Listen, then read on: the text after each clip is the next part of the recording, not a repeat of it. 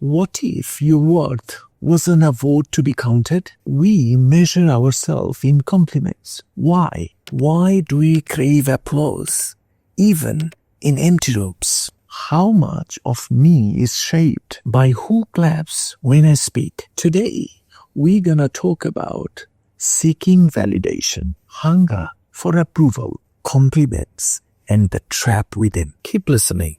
Those questions shall be answered. Don't go anywhere. Seeking validation is like holding out your soul for inspection, which is fragile, fleeting, and never quite enough. They say you are kind and your heart lights up. But does that praise make you kind? They say you are cool and your smile fades. But does that blame make you cruel? I wonder, who decides your truth? Their voice or your own? They tag Nelson Mandela, a conspirator against the South African nation. They imprisoned him for 27 years. And then what? He became a traitor? Not at all. He became the first black president of South Africa and became one of the history's greatest leaders, a Nobel laureate. The Almighty is the one who created life and death in order to test which one of us is the best in deeds. Are you merely a reflection of others' opinions? Or do you carry your worth with it, unshaken by praise or blame? If this resonates with you, you won't want to miss this video.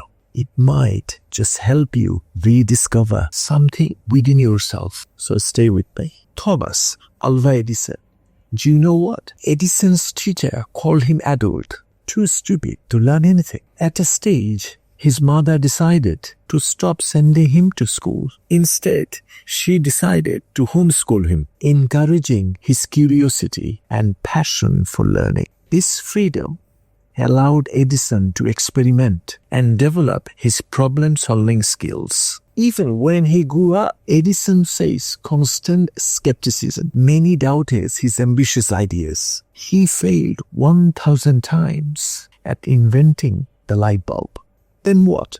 Did he seek for validation? Did he care about anyone's approval? When he was asked about his failures, Edison famously said, "I have not failed. I have just found 10,000 ways that won't work." He saw failure as progress. Didn't stop until the idea worked. Later, that made him one of the greatest inventors on earth. His perseverance changed how we live, quite literally lighting up the world. Say, a child drew something on a piece of paper and asked mother, "Look, Mom, I drew a picture. How's it?" The mom kissed the child and said, "It's beautiful, wonderful," to motivate the child, even though the drawing was not good. I understand that for a child, but for a grown-up, that is useless. We have a middle-aged man in the gym, has been coming at least for a year. Almost every time he comes to the gym, he goes around asking others, "Look, am I not losing weight?" I overheard others saying out of courtesy, "Yes, you are losing weight." I said in my mind, for God's sake, tell the truth. He's not a kid. I haven't seen any change in him whatsoever over the year. Unfortunately, one day he asked me the same question. I said, "Can you stop breathing and tuck your tummy in?" And he did what I asked him to do. Then I said, "Your tummy looks smaller." I hoped he would wake up, come to his senses. If your identity is written in others' eyes, it will vanish every time they blink. If you are honest to yourself, if you truly know yourself, you don't need any silly validation. The question is, can you handle the truth? If you think you can, admit the truth. Start working harder to improve every day, bit by bit.